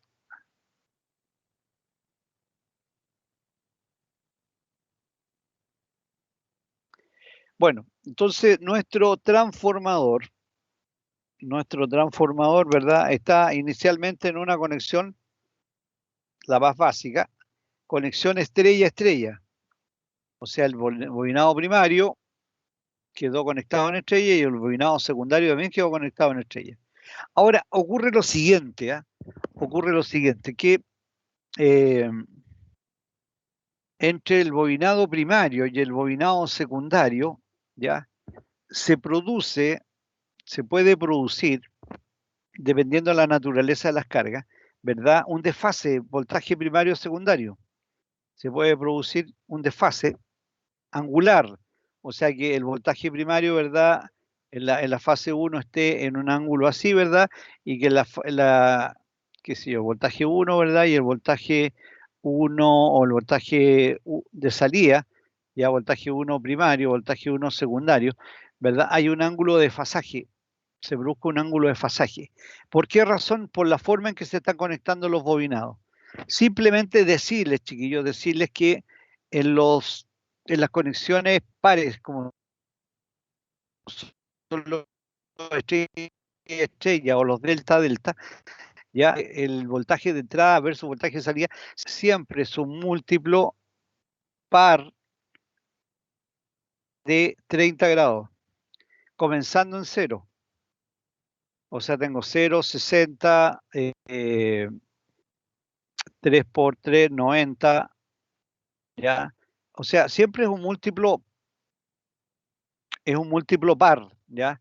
De desfase, múltiplo de 30 grados. Entonces, tengo 2, tengo 4, perdón, 120 grados, ¿ya? 240 y finalmente 360. Bueno, puedo yo simplemente, ¿verdad?, optar, depende de la manera en que yo conecte el devanado primario y secundario, ¿verdad?, por tener un desfase angular absoluto de 0 grados entre el primario y el secundario, en una conexión estrella, estrella, ¿ya? De tal manera que yo podría tener desfases angulares primario y secundario igual a 0 grados, ¿ya? Los vamos a ver en contexto. Por otro lado, chiquillos, por otro lado,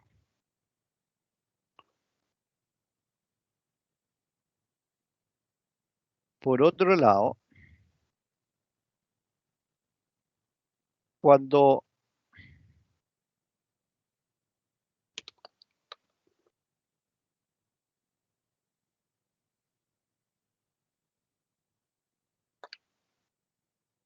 yo tengo 3 unidades monofásicas, como las que tengo acá. Aquí tengo una unidad monofásica, aquí tengo otra unidad monofásica y aquí tengo otra unidad monofásica.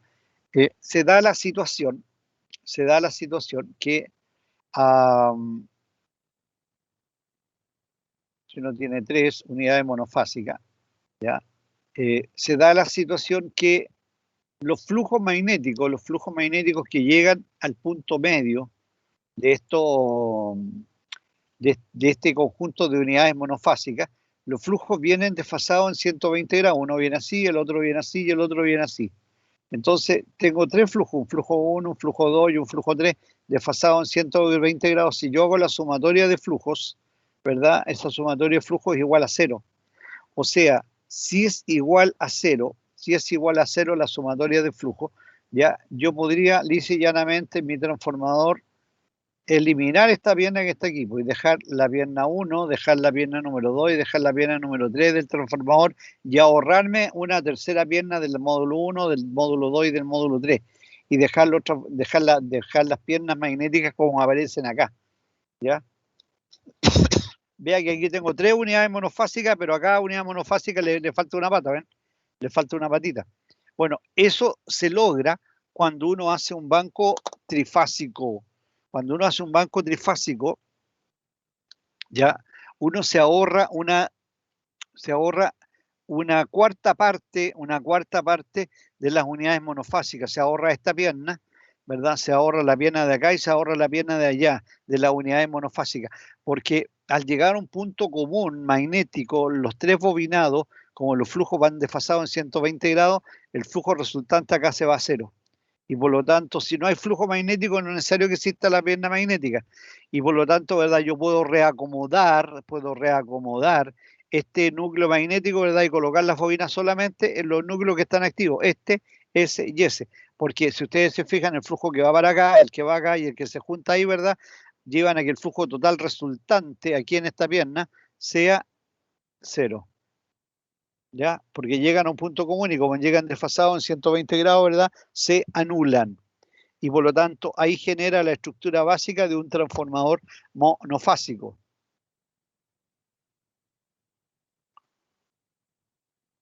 Perdón, de un transformador trifásico.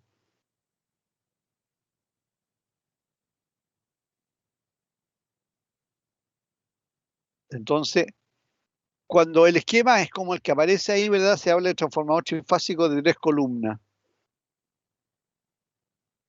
¿Por qué razón no está la cuarta pierna, verdad? Que es la que se aparece acá, ¿verdad? Lisa y llanamente, porque el flujo resultante, ¿ya? El flujo resultante, ¿verdad? Tiende a 0. Ahora, hay otros transformadores, vean ustedes que aquí yo tengo bobinados que quedan afuera, quedan en la última extremo del transformador. ¿Ya? Hay otro esquema de núcleos magnéticos donde todos los bobinados quedan cubiertos por núcleo magnético. ¿Ya? Entonces, este transformador se llama transformador de columna porque hay solo 3 columnas y cada bobinado está metido en cada columna, ¿verdad? Pero también hay otro esquema que tiene 5 columnas y la característica que tiene es que todos los bobinados quedan cubiertos por columnas, o sea, no quedan expuestos como le ocurre acá. Y este tipo de núcleo se llama núcleos acorazados. ¿Ya? Evidentemente que este núcleo es mucho más caro mucho más pesado, ¿verdad? Mucho más voluminoso que un transformador tipo columna. Ahora, evidentemente que este tiene características que el de acá no tiene. Ahora, la gran mayoría de los transformadores se construyen de esta manera, ¿ah?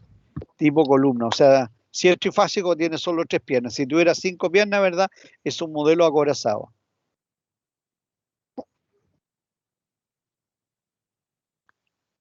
Profe, Dígame. y cuando tiene 5 columnas, ¿Ya? ¿no pierde, no tiene pérdida? Es más eficiente, reduce mucho más el flujo de dispersión, es decir, desde el punto de vista operativo es más eficiente. Desde el punto de vista económico es menos eficiente porque necesita más fierro, porque tenéis más columnas, necesitáis más fierro, necesitáis más tarro para meterlo, ¿verdad? Tiene más volumen también y por lo tanto necesita más aceite, o sea, vas a tener una máquina mucho más grande en tamaño, en volumen, ¿verdad? Que una máquina, ¿verdad? Que solo tuviera 3 piernas. Insisto que la gran mayoría de los transformadores de uso industrial son así, ¿eh? ¿Ya? Estos están hechos, ¿verdad? Para aplicaciones más específicas donde se requiera mayor calidad de señales, en equipos de medida pudieran ser utilizados, pero como equipos de distribución normalmente esta es la naturaleza de los transformadores, ¿ya? Entendiendo que puede haber transformadores de esa naturaleza también.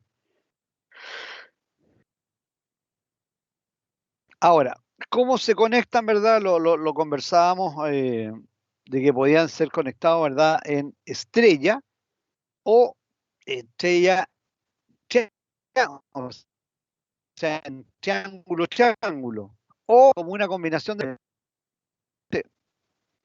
no estrella o las conexiones triángulo, triángulo. Ya la particularidad es que los desfases que hayan entre el voltaje primario con respecto al secundario o el secundario con respecto al primario, ¿verdad? Siempre los desfases van a ser pares de 30 grados. O sea, los desfases que voy a tener entre primario y secundario, ¿verdad? Van a ser 0 grados, 60 grados, 120 grados, 180 grados, ¿verdad? 240 grados y 360 grados, ya sea en delta, delta o en estrella, estrella. O sea, siempre los desfases, ¿verdad? Decirlo aquí, ¿verdad? Son par de 30 grados. Ya todo lo que sea par de 30 grados. Hasta los 360, obviamente. Conexiones estrella, estrella. Pero normalmente, los transformadores trifásicos se conectan con conexiones híbridas. Conexiones híbridas. Puede ser primario en estrella, secundario en delta, ¿ya? Como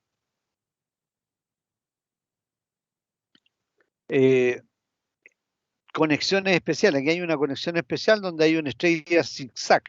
O sea, ¿qué es lo que pasa en una estrella zigzag? Que el primario está en estrella, ¿verdad? Y el secundario está en zigzag. El secundario es una suerte de estrella, es como una suerte de estrella, ¿verdad? Por una parte, está conectado a una estrella, pero tiene bobinados, o cada bobina está segmentada en dos extremos, y el bobinado comienza en una pierna y termina en otra, entonces tiene una particularidad con respecto a los desfases, ¿ya? Esta es una conexión zigzag. Yo diría que esta conexión es de aplicaciones súper restringidas, o sea, yo en la práctica laboralmente nunca me he encontrado con un transformador en conexión estrella zigzag, ya, nunca. Por lo tanto, quiere decir que su uso es como súper restringido a situaciones bien particulares, ya no es la generalidad de los casos.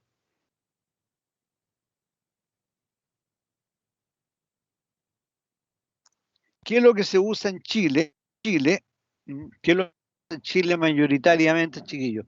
Mayoritariamente en Chile se usa mucho la conexión delta-estrella, ¿ya? Delta estrella. Y normalmente, ¿ya? Y aquí habla, ¿verdad?, de los desfases angulares, ¿ya? El desfase angular, ¿verdad?, tiene que ver, como decía anteriormente, con la fase en la cual queda el voltaje primario respecto al voltaje secundario. En una conexión estrella-estrella es la única, o en un delta-delta es la única donde el voltaje de entrada, que es el VR, respecto al voltaje de salida, que es VR chico, ¿verdad?, pueden estar en fase, porque su desfase angular, ¿verdad?, siempre van a ser pares múltiplos de 30 grados, empezando en 0. Por lo tanto, ¿puedo tener desfase angular 0? Por supuesto que sí. porque esto comienza en 0. Entonces puedo tener desfases angulares 0, puedo tener desfases angulares, como decía anteriormente, de 60 grados, de 120 grados, de 180 grados, hasta llegar a desfases de 360 grados. Entonces todos los desfases, ¿verdad?, van a ser pares de 30 grados. Conexión de la misma naturaleza primaria y secundaria. Ahora bien, ¿cómo se identifican los desfases angulares? Normalmente se coloca un índice, ¿ah? Normalmente se coloca un índice. Entonces, ejemplo, si yo quiero representar una conexión primaria en estrella, secundaria en estrella, ¿verdad? Y quiero denotar el desfase angular, ¿verdad? Se coloca acá un subíndice. ¿Qué significa eso? Significa que el primario está en estrella, significa que el secundario está en estrella y significa que el desfase angular, ¿verdad?, es de 0 por 30 grados, 0 grados, o sea, no hay desfase angular. En cambio, ejemplo, un delta Y, delta Y11, significaría que el primario está en delta, el secundario en estrella, ¿ya? Y que el desfase angular es de 11 por 30, o sea, 330 grados. Quiere decir que si este es el voltaje, aquí como denominan B sub R mayúscula, ¿verdad? El voltaje angular por el devanado secundario, ¿verdad? Sería así. Este sería el secundario. Ese sería B sub R prima. Ya, B sub R prima. Y el desfase angular sería de 330 grados. Ya. Siempre se hace en sentido contrario a las agujas del reloj, el desfase angular. Ya, entonces, cuando uno dice, ¿verdad?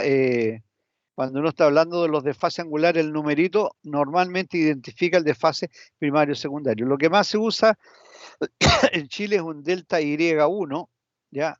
O un delta Y11. O sea, o el desfase angular primario y secundario es de 30 grados, ¿verdad? O de 330 grados medido en el sentido de la contrario a la aguja reloj de secuencia positiva. Así es como se miden los desfases angulares, ¿ya? Para que lo tengan presente. Vamos a hacer ejercicio esta parte de la materia también, ¿eh? Vamos a...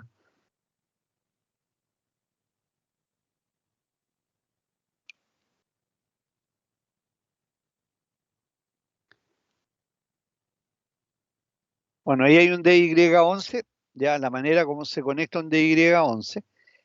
Vean ustedes que estos son los terminales de salida, estos son los terminales de entrada, ¿verdad? Aquí está en conexión delta, el segundo, esta conexión entre y el secundario, ¿verdad? Y el desfase angular entre el devanado primario y secundario es de 330 grados. Eso estaría anotando un DY11. Y aquí, ¿verdad? Al revés. Acá es al revés. Acá el devanado primario está en estrella, ¿ya? Y el devanado secundario está en delta. Entonces, dependiendo de la forma como se conectan los bobinados, de la forma en que se conectan es como se generan los desfases angulares, ¿ya? Y lo que nos interesa ahora a nosotros, ¿verdad? Básicamente es reconocer los desfases angulares, no generarlos, no los vamos a conectar, porque de verdad uno rara vez, por no decir, ¿verdad? Salvo que trabaje en un laboratorio de transformadores, le va a corresponder hacer pruebas de desfase angular en los transformadores.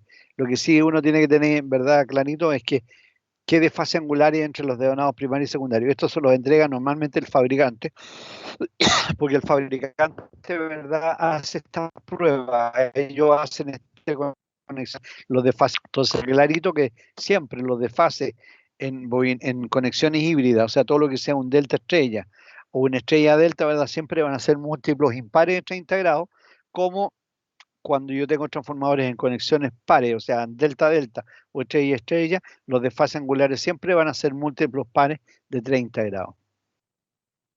Por último, chiquillos, hay unas que yo diría que en el tema de los transformadores quedan como un poco olvidadas, ¿ya? Y que son los autotransformadores, está pillando la hora, ¿ya? Pero básicamente, ¿qué es un autotransformador? Imagínense que aquí yo tengo un transformador reductor.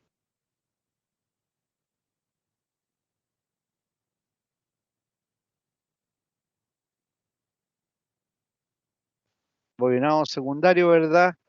Lo saco de acá del transformador. Entonces tengo una única bobina por donde conecto el primario, ¿verdad? Y tengo esa única bobina le saco un punto, ¿verdad? Acá en esta relación de espira, ¿verdad? Y ahí saco el bobinado secundario. Entonces, tengo un bobinado 1 y tengo, ¿verdad? Perdón, un voltaje 2 en una pura bobina, ¿ya? Estos autotransformadores, ¿ya? Nosotros los conocemos mucho en el laboratorio porque son los famosos variac, ¿ya? Estos reguladores de voltaje que uno le mueve la manecilla, ¿verdad? Y obtiene voltaje de salida variable. Bueno, ¿qué es un varia, verdad? Simplemente es como si yo aquí tuviera, ¿verdad? Un cursor o un conector variable. Entonces yo empiezo a moverlo y empiezo a aumentar o disminuir el número de espiras de salida, ¿verdad? Y con eso hago que el voltaje disminuya o suba, ¿ya? Esos son los varios, estos son los autotransformadores. Y estos tienen muchísimas aplicaciones.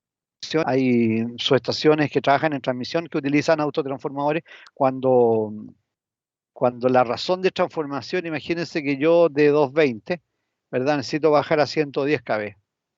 Ahí simplemente, ¿verdad? Me fabrico una gran bobina para 220, ¿verdad? Y al 50% saco la mitad, y ahí saco 110 kV, por ejemplo, ¿ya? Para ese tipo de aplicaciones sirve este tipo de conexionado, ¿ya? No sirve para hacer grandes transformaciones de voltaje, porque aquí hay un tema de que cuando hay más voltaje, la corriente 1, ¿verdad?, es pequeña. En cambio, aquí la corriente 2 va a ser el doble, o sea, si bajé a la mitad el voltaje, claro, el voltaje baja a la mitad, pero la corriente sube el doble, por lo tanto, este bobinado tiene que aguantar este bobinado, ¿verdad?, la corriente que está saliendo, po, que es 2 veces la corriente entrada, ¿se fija? Y yo construyo todo el bobinado del mismo diámetro. Entonces, la dificultad que tienen los autotransformadores que se tienen que construir para la mayor corriente con la cual pueden operar. Y por lo tanto, ¿verdad? Como la corriente con la que van a operar, si es un reductor, va a ser la corriente de salida, bueno, el bobinado tiene que ser adecuado a la corriente de salida. Esa es la dificultad que tienen los autotransformadores, en primer lugar. Y el segundo, ¿verdad? Es que no hay aislación. O sea, eléctricamente este contacto, ¿verdad? Está relacionado con esta salida. Y este de acá también está relacionado con esta salida. Por lo tanto, no hay una aislación que se denomina galvánica. O sea, entre primario y secundario hay continuidad eléctrica. Y en ciertas aplicaciones eso puede resultar muy peligroso. Ya, chiquillos, los dejo porque me tengo que ir a la otra clase, ¿verdad? Seguimos en la próxima sesión, que es el próximo jueves. ¿Ah? Próximo jueves, ¿verdad? Tenemos clase. Hay clases que entiendo hasta las 9, ¿ya? Así que seguimos la próxima clase, ¿verdad? Y vamos a hacer ejercicios para reforzar esta parte de la materia. Ya, profe. Ya, profesor. Muy buenas noches, chiquillos. Que estén muy Chao. bien. Hasta luego. Muy bien. Chao, chicos. Chao.